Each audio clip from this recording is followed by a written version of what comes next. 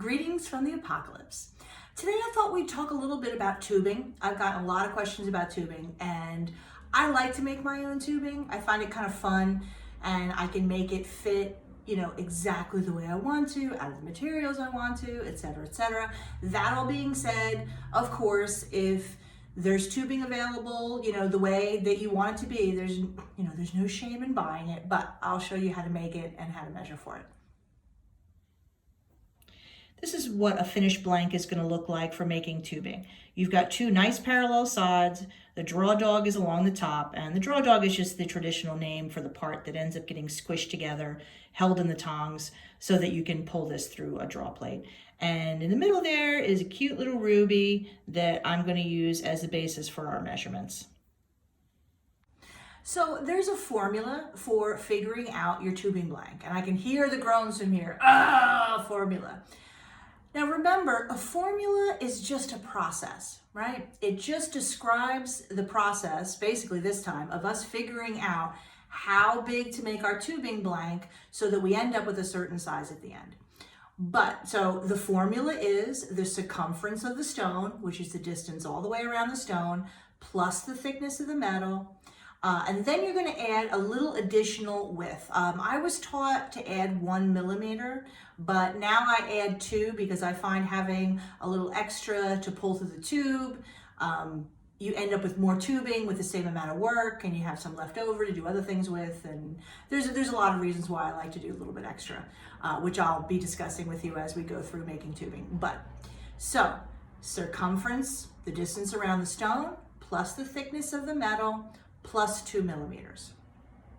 The problem with formulas is once you sort of make it in that very kind of like abstract form, it stops being like relatable to people, and they'll do the formula and the number could be wildly off. Just, you make like a simple math mistake or something like that.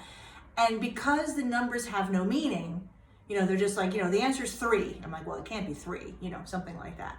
So I'm going to show you the way that I teach students to measure for tubing.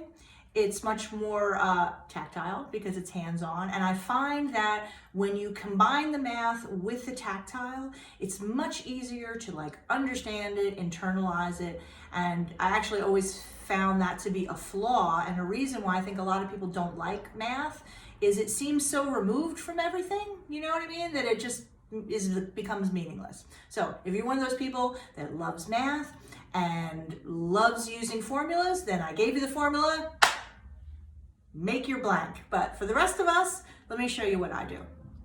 Okay, so I have this cute little ruby. It's a round ruby.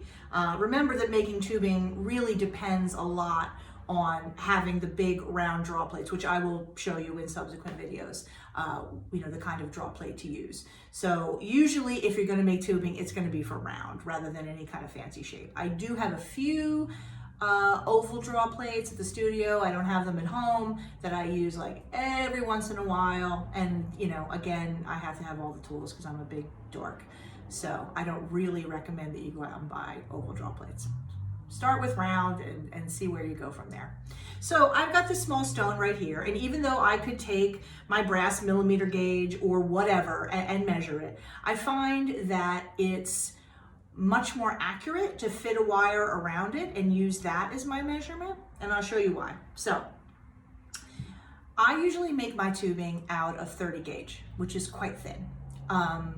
But you'd be surprised when you make tubing and then you fuse or you solder it shut, and then you pull it through the draw plate. All those molecules all get pushed, or pulled, I should say, along that same direction, and it makes it very strong. Like, when you make tubing, you'll be surprised how much stronger it is than a regular bezel. So although, of course, you can make thicker, tubes if you want to, I find I make them all out of 30 gauge. Compared to my other bezels, they're hard as a rock. I save a little metal, blah, blah, life is all good. Maybe if you were doing a bunch of them on a ring, you might want to go a little heavier to 26 gauge. But I have to say, I make all of mine out of 30 gauge, and I've never yet had one crush or fail or anything like that on me. So And also if you're doing like little terminations or little beads or things like that, you don't want them to be thick and heavy. There's no purpose to them having a lot of additional metal. So 30 gauge is our like standard go-to. And because of that, what I use to measure my stone is 30 gauge iron binding wire or steel binding wire. It doesn't really matter what the wire is. It could be copper wire, silver wire, it could be like any wire that you happen to have.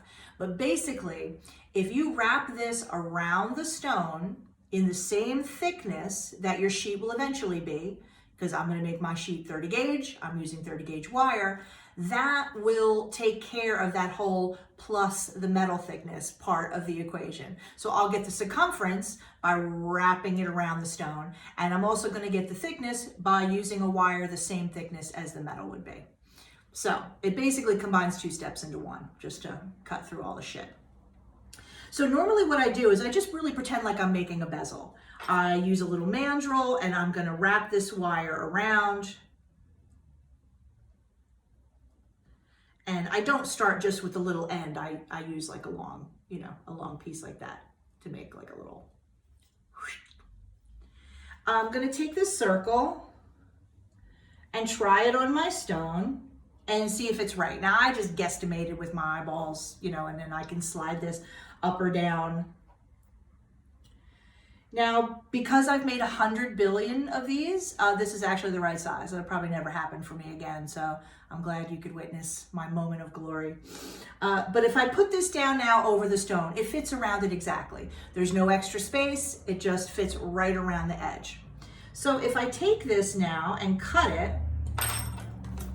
now remember also, when you cut your binding wire, don't use your beautiful scissors or nippers. Binding wire, it's steel, it's gonna fuck up your shit, and you don't want that. So I have particularly an old skunky pair of nippers that I use just for shit like this. So that crappy pair that you have, they do have a purpose.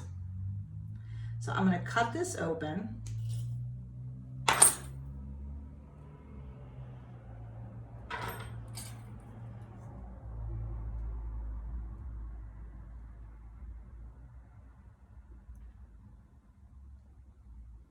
That's why I hate using crappy nippers.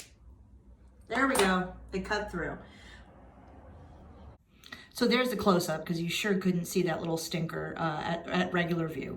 So you see I end up, just like with a bezel, a little circle of wire that fits exactly around my stone. Then what I'm gonna do is I'm gonna straighten it out and measure it.